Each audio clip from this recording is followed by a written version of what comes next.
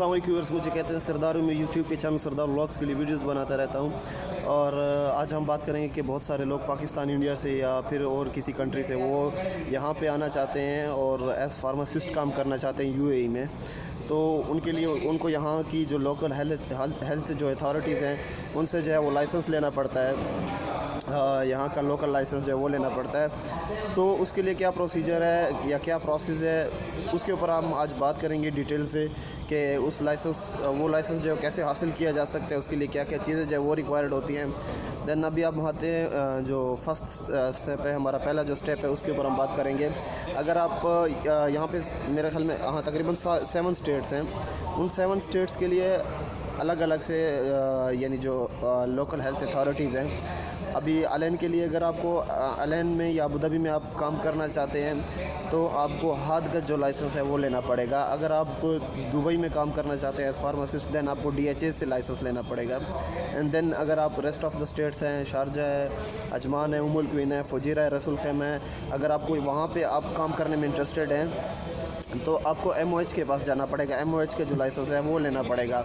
And then अभी step 2 में हम आ जाते हैं कि स्टेप 2 में क्या क्या होता है। सबसे पहले आपके पास फॉर्म D की डिग्री होनी चाहिए। आपके पास फॉर्म D की डिग्री आ गई, उसके बाद आप अपने वहाँ का जो पाकिस्तानी या इंडियन जो कैटेगरी लाइसेंस होता है वो लेना पड़ता है। जब आप वो ले लेते हैं, उसकी जो इशू डेट लिखी होती है लाइसेंस के ऊपर, जो कैटेगरी लाइसेंस है वो जो उसके ऊपर जो इशू डेट लिखी होती है, उस डेट के बाद से आपको मिनिमम जो है वो 2 इयर्स एक्सपीरियंस कम से कम होना चाहिए। कम से कम जो रिक्वायर्ड होता है। यानी अगर आपके पास लाइसेंस आपको इशू हो गया आज, तो आज के बाद से आपको 2 साल कम से कम एक्सपीरियंस चाहिए for further process. And then अभी स्टेप 3 में आ जाते हैं। स्टेप 3 में क्या होता है, आपकी जो फार्मेसी काउंसिल होती है पाकिस्तान या इंडिया की, उससे आपको गुड स्टैंडिंग सर्टिफिकेट लेना पड़ती है। एक तरह की NOC होती है ये भी। तो जब आप ये ले लेते हैं, तब अभी आप आगे जो फर्दर प्रोसेस है उसके लिए एलिजिबल होगी। ये जो पहले 3 स्टेप है आपको करने पड़ते हैं लॉगिन बनाने के लिए। अब स्टेप 4 में आ जाते हैं। आप अपना अकाउंट जो है वो उसका लॉगिन है वो उनकी वेबसाइट पे बनाते हैं। आप जिस भी स्टेट में काम करना चाहते हैं वो मैंने स्टेप 1 में बता दिए हैं कि ये अथॉरिटी जो है इसी स्टेट के लिए है। तो आप उनकी वेबसाइट पे जाते हैं और अपना जो है वो लॉगिन बनाते हैं, अपने डॉक्यूमेंट है वो अपलोड करते हैं। वो लोग रिव्यू करते हैं। अगर मज़ीद डॉक्यूमेंट्स चाहिए होते हैं, अगर उनको मज़ीद डॉक्यूमेंट्स चाहिए तो वो आपको बताते हैं कि जी हमें फ़लाना डॉक्यूमेंट जो है वो आप अपलोड करें। तो अब आप वो अपलोड करते हैं। अभी आपके डॉक्यूमेंट जो है वो कंप्लीट हो गया, आपका जो अकाउंट है वो एक्टिव हो जाता है। उसके बाद स्टेप 5 में डेटा फ्लो के लिए वो लोग एक पेमेंट लिंक भेजते हैं। पेमेंट लिंक में क्यों भेजते हैं, उसके लिए डॉक्यूमेंट जो आपने अपलोड किए हैं स्टेप 4 में। अब स्टेप 5 में उसकी वेरिफिकेशन होती है, यानी डेटा फ्लो में। अभी डेटा फ्लो के लिए आपको जो उनकी पेमेंट है वो भेजनी पड़ती है। उन्होंने पेमेंट लिंक दिया होता है और पेमेंट जो है वो भी बताई होती है। अब वही पेमेंट जो है वो आपको जमा करनी पड़ती है उस लिंक के थ्रू। फिर अभी ये जो प्रोसेस है डॉक्यूमेंट वेरिफिकेशन का, ये है 2 से 4 महीने का, यानी 2 to 4 मंथ्स। जब ये आपका पूरा हो जाता है उसके बाद स्टेप 6 आ जाता है। अब स्टेप 6 में क्या है कि आपको वो लोग एक लिंक भेजते हैं, उसमें आपकी जो एग्ज़ाम के लिए एक लिंक भेजते हैं। वो जो है वो आपका मिनिमम 3 मंथ्स जो है वो उसकी समझे आप वैलिडिटी होती है। आप उसके जो आपको उन्होंने लिंक भेजा है, यानी डॉक्यूमेंट वेरिफिकेशन के बाद स्टेप 5 के बाद स्टेप 6 में जो है उन्होंने एक लिंक भेजा है एग्ज़ाम के लिए, एग्ज़ाम डेट के लिए। उसके जो लिंक आपके पास आ गया, उसके बाद आपके पास 3 महीने कम से कम होते हैं या ज़्यादा से ज़्यादा होते हैं अपना एग्ज़ाम देने के लिए। अब उस 3 महीने में आपने जो है वो एग्ज़ाम देना है। अब ये जो एग्ज़ाम है आप पाकिस्तान में भी दे सकते हैं, आप इंडिया में भी दे सकते हैं, आप कहीं पे भी दे सकते हैं। इनके जो अपने सेंटर्स होते हैं उनमें जाना पड़ता है, यानी बड़े बड़े जो सिटीज़ होते हैं, अक्सर कराची में चले जाएँ, इस्लामाबाद में चले जाएँ, लाहौर में चले जाएँ, ऐसे बॉम्बे में चले जाएँ, दिल्ली में चले जाएँ, एंड XYZ जो बड़े बड़े सिटीज़ होते हैं उनमें अक्सर इनके सेंटर्स जो हैं वो होते हैं। आप वहाँ पर जाते हैं, एग्ज़ाम देते हैं। एंड देन अभी आपके पास आप पास हो गए हैं। फॉर एग्ज़ाम्पल आपने एग्ज़ाम दिया, आपका जो टेस्ट है वो पास हो गया है। अभी आप स्टेप 7 में आ जाते हैं। स्टेप 7 में क्या होता है कि स्टेप 6 में तो आपके पास सर्टिफिकेट आ गया, आपने टेस्ट पास किया, आपके पास सर्टिफिकेशन आ गई, आप सर्टिफाइड हो गए।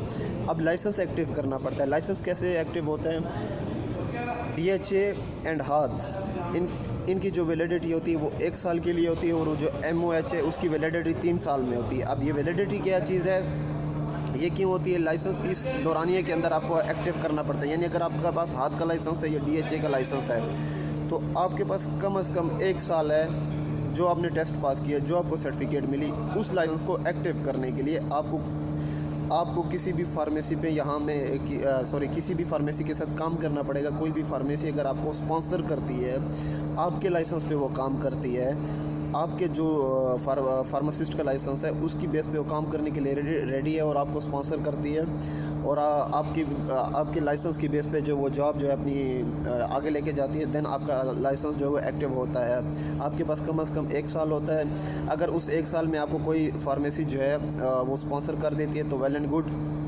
और अगर नहीं करती तो आपको जो ये सारा प्रोसेस दोबारा करना पड़ता है। आपको टेस्ट में अगेन रिपेयर होना पड़ता है, एक बार फिर रिपेयर होना पड़ता है। अगर आप 1 साल में कोई भी फार्मेसी आपको स्पॉन्सर नहीं करती, 1 साल के बाद DHA वाले या हाथ वालों से दोबारा आपको लाइसेंस के लिए अप्लाई करना होता है, और फिर आपका वही जो प्रोसेस होता है, पेमेंट वगैरह और जितना भी चीज़ें हैं, आपको टेस्ट में अपेयर होना पड़ता है।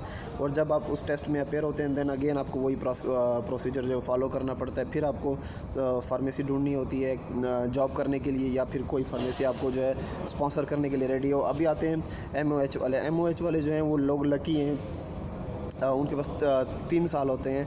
उन 3 सालों में अगर आपको जॉब मिल जाती है, कोई भी फार्मेसी आपको जो है वो क्या कहते हैं स्पॉन्सर कर देती है, तो वेल एंड गुड। अगर 3 सालों में आप किसी फार्मेसी के साथ जॉब नहीं करते और आपके लाइसेंस पे वो स्पॉन्सर नहीं करती है, तो आपको 3 सालों के बाद दोबारा टेस्ट में अपेयर होना पड़ता है, और दोबारा से एग्ज़ाम देना पड़ता है। देन दोबारा से आपको सर्टिफिकेशन लेनी पड़ती है। देन दोबारा से अपना प्रोसेस जो है या प्रोसीजर जो है वो फॉलो करना पड़ता है। जॉब के लिए सर्च करनी पड़ती है, और फिर वही रूटीन चलती रहती है। कोशिश करें, अगर आपको लाइसेंस मिल गया है DHA से हाथ से, तो 1 साल का आपके पास दौरानी है। उस 1 साल के अंदर यानी 1 साल में 365 दिनों में आप कोशिश करें कोई ना कोई फार्मेसी आपको स्पॉन्सर कर दे और आपका जो लाइसेंस है वो एक्टिव हो जाए। अदरवाइज़ लाइसेंस जो है वो एक्टिव नहीं होता जब तक आपको कोई फार्मेसी जो स्पॉन्सर नहीं करती।